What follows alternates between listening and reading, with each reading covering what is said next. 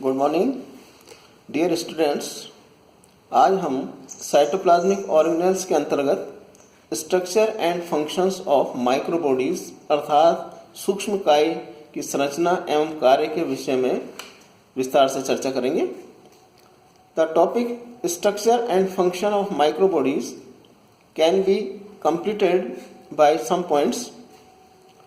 Introduction of microbodies, major types of microbodies in which peroxisome, spherosomes and glyoxysomes. First type, peroxisome, in which we discuss about chemical composition and structure of peroxisomes, origin of peroxisome and functions of peroxisome. Second type, spherosomes, we discuss about discovery, structure and functions of spherosomes. Then third type, glyoxysome, we discuss about discovery, occurrence, structure and functions of glyoxysome. Myself Dr. Rajesh Kumar, Department of Zoology, SPC, Government College, Ajmer. The first point, introduction about microbodies अर्थात सूक्ष्मकाय lysosome के समान ही स्फीरल unit membrane से परिबद्ध cytoplasmic organelles हैं, जिनमें oxidase and पर oxidase या catalase enzyme भरे रहते हैं। साइंटिस्ट रोडिन ने 1954 में एवं साइंटिस्ट डी ड्वे ने 1965 में सूक्ष्मकाय के रूप की खोज की। सूक्ष्मकाय एनिमल एंड प्लांट सेल्स में पाए जाने वाले परऑक्सीसोम एंड ग्लाइऑक्सीसोम हैं। एनिमल सेल्स में परऑक्सीसोम उपस्थित होते हैं, जबकि प्लांट सेल्स में ग्लाइऑक्सीसोम व हायर कैटेगरी के प्लांट्स की पर्ण की कोशिकाओं में परऑक्सीसोम्स पाए जाते हैं। Now first type, peroxisome, liver and other tissues की सेल्स में साइंटिस्ट डी डू और उनके कलीग्स ने 1965 में सेंट्रीफ्यूजन द्वारा कई स्मॉल स्फीरिकल स्ट्रक्चर्स को सेपरेट किया, जिनमें ऑक्सीकारी enzymes for example peroxidases, catalases, D amino अम्ल ऑक्सीडेज एंड यूरेट ऑक्सीडेज उपस्थित थे। इस कारण साइंटिस्ट डी ड्वे ने इन संरचनाओं को पेरोक्सिसोम्स का नाम दिया। Now structure and chemical composition of peroxisome. Peroxisome unit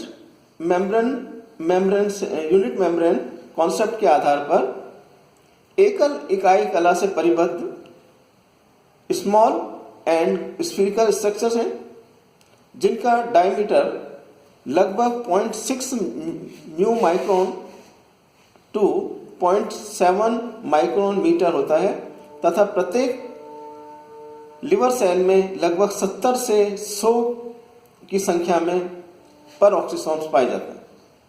परऑक्सीसोम्स में H2O2 अर्थात हाइड्रोजन परऑक्साइड मेटाबॉलिज्म से संबंधित एंजाइम्स पर ऑक्सीडेजेस प्रमुखता से उपस्थित होते हैं। इसी कारण इन्हें परऑक्सीसोम नाम से पुकारा जाता है। परऑक्सीसोम में पाए जाने वाले कुछ एंजाइम्स जैसे कैटेलेजेस, जो कि ऑक्सीडेटिव रिएक्शंस के दौरान उत्पन्न हाइड्रोजन परऑक्साइड को कैटेलेज विघटित कर देता है। सेकंड एंजाइम है ऑक्सीडेजेस, जो कि परऑक्सीसोम में पाए जाने वाले एंजाइम्स हैं यूरेट ऑक्सीडेज, डी अमीनो अम्ल oxidase, hydroxy acid oxidase, polyamine oxidase, NAD isocitrate deoxidase इत्यादि। थर्ड, फैटी एसिड्स के बीटा ऑक्सीडेशन से संबंधित एंजाइम्स, जो कि परऑक्सीसोम में ऑक्सीडेटिव साइकिल के एंजाइम्स के रूप में जाने जाते हैं। साइंटिस्ट इनेस्ट्रोसा और कलीग्स ने 1980 में इन्हें acyl coenzyme oxidase, enoyl coenzyme hydrase and 3-ऑक्सीडी हाइड्रोक्सी एसाइल कोएंजाइम्स के रूप में व्यक्त किया। Now origin of peroxisome. Peroxisome की उत्पत्ति या ओरिजिन के बारे में एक विस्तृत मॉडल प्रस्तावित किया गया है, जिसमें पेरोक्सिसम की मेम्ब्रेन में उपस्थित प्रोटीन मुख्यतः एंडोप्लाज्मिक रेटिकुलम से जुड़े रहते हैं। सेकंड, पेरोक्सिसम के अंदर उपस्थित एंजाइम्स का संश्लेषण साइटोसोल में फ्री राइबोसोम्स में होता है तथा संश्लेषण के पश्चात इन सेल ऑर्गेनल्स में स्थानांतरित कर दिए जाते हैं। पेरोक्सिसोम का प्रमुख कार्य टॉक्सिक पदार्थ में हाइड्रोजन पेरोक्साइड का विघटन करना होता है।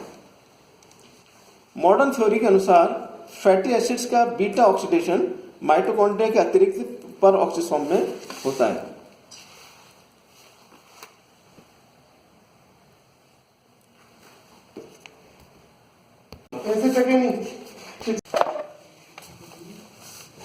साइंटिस्ट जे रोडिसन 1954 के अनुसार स्ट्रक्चर एंड फंक्शंस के आधार पर माइक्रोबॉडीज को 3 भागों में बांटा जा सकता है: पेरोक्सिसोम, स्फीरोसोम्स एंड ग्लाइओक्सिसोम्स। पेरोक्सिसोम्स के विषय में हम डिटेल में चर्चा कर चुके हैं। अब हम स्फीरोसोम के विषय में चर्चा करेंगे। प्लांट्स में लाइसोसोम सदृश दूसरी संरचना पाई जाती है, जिसमें हाइड्रोलाइटिक एंजाइम्स उपस्थित होते हैं, साथ ही 98% लिपिड्स पाई जाती है। इस प्रकार की वैक्यूल्स को स्फीरोसोम कहते हैं, जिनका डायमीटर 0.5 माइक्रोमीटर से 1.0 माइक्रोमीटर तक होता है और ये एकल यूनिट द्वारा घिरी रहती हैं। इनका वर्णन सर्वप्रथम साइंटिस्ट पर्नर ने 1953 में किया। ये एंडोप्लाज्मिक रेटिकुलम के बडिंग द्वारा निर्मित होते हैं। ये सूक्ष्म गोलाकार वेसिकल होती हैं, जिनका डायमीटर 0.2 मिलीमीटर से 0.8 मिलीमीटर तक होता है। इन वेसिकल्स में फैट एंड ऑयल का सिंथेसिस से संबंधित एंजाइम्स होते हैं। ये यूनिट मेम्ब्रेन से घिरे रहते हैं। लाइसोसोम की तरह इनमें भी phosphatase, esterase, ribonuclease and हाइड्रोलेजेज enzyme उपस्थित होते हैं, किंतु स्फीरोसोम्स मुख्यतः लिपिडिक नेचर के होते हैं। इन माइक्रोबॉडीज का मुख्य कार्य वसा को संगठित, स्थानांतरित और संश्लेषित करना होता है। Now function of spherosome. Spherosome मुख्यतः लिपिड मेटाबॉलिज्म से संबंधित होते हैं। Now third type of microbodies which is known as ग्लाइओक्सिसोम्स।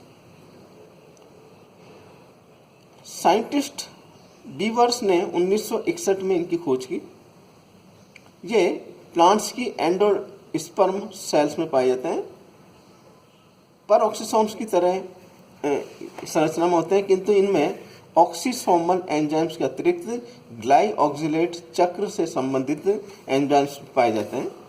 यह ईस्ट तथा न्यूरोस्पोरा जैसे फंजाई की सेल्स में और प्लांट्स के फैट से भरपूर बीजों में पाए जाते हैं। इनमें फैटी एसिड्स के मेटाबॉलिज्म और ग्लूकोनियोजेनेसिस से संबंधित एंजाइम्स भी पाए जाते हैं। इस प्रक्रिया में अंकुरित बीजों के स्फीरोसोम में स्थित वसा को कार्बोहाइड्रेट में बदल दिया जाता है। ये लगभग पेरोक्सिसोम जैसे होते हैं, परंतु इनमें पाए जाने वाले एंजाइम्स अलग प्रकार के होते हैं। इस प्रकार साइंटिस्ट जे रोडिसन ने 1954 में यह बताया कि माइक्रोबॉडीज जो कि पेरोक्सिसोम प्रकार के कणों के अवयव और साइटोप्लाज्म में पाए जाते हैं, इनके भीतर भरे हुए एंजाइम्स लाइसोसोम से बिल्कुल ही अलग होते हैं। इन्हें माइक्रोबॉडीज या सूक्ष्मकाय कहा जाता है। माइक्रोबॉडीज में यूरिकेज एंजाइम की प्रचुरता होती है। लिवर सेल ऑफ रैट में माइक्रोबॉडीज कैटेलेज और D amino acid oxidase enzymes भरे रहते हैं। माइक्रोबॉडीज को विभिन्न प्लांट सेल्स में भी उपस्थित पाया गया है। एनिमल्स में मिलने वाले माइक्रोबॉडीज से यद्यपि ये यूरिकेज की अनुपस्थिति के कारण भिन्न होते हैं, लेकिन इनमें कैटेलेज व डी अमीनो ऑक्सीडेज एंजाइम उपस्थित हो सकते हैं। ये 0.6 to 0.2 म्यूक्रोन म्यू एम डायमीटर की संरचनाएं जो कि प्रति कोशिका में 70 to 100 एंगस्ट्रॉम के बीच में उपस्थित होती है। इस प्रकार जे रॉडसन ने स्ट्रक्चर एंड फंक्शंस के आधार पर माइक्रोबॉडीज को परऑक्सीसोम, स्फीरोसोम्स एंड ग्लाइऑक्सीसोम्स के रूप में विभक्त किया। धन्यवाद।